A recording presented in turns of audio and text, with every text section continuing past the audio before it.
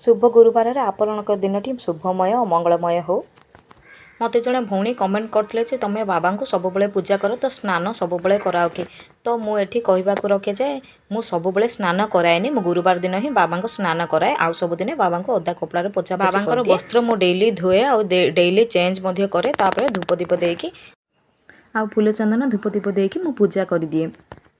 पूजा सरिकी आसिकी मुझे रोसई कर देछि तापर रोसई कला परे एठी मो झियो पाई लंच बाड़ी दउछि।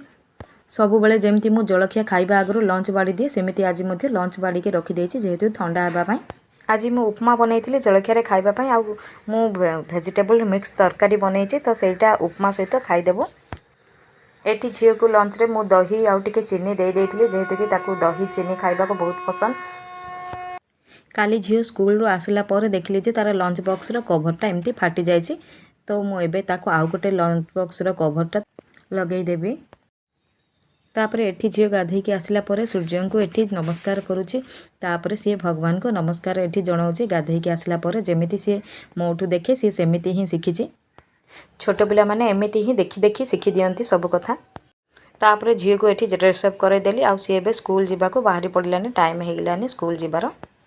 झियो को स्कूल रे छाड़ी के आसिला परे मोठी हस्बैंड को लंच बॉक्स रेडी कर देली। हस्बैंड मध्य ऑफिस बाहरी पड़िबे। वीडियोटी भल लागले लाइक कमेंट सब्सक्राइब।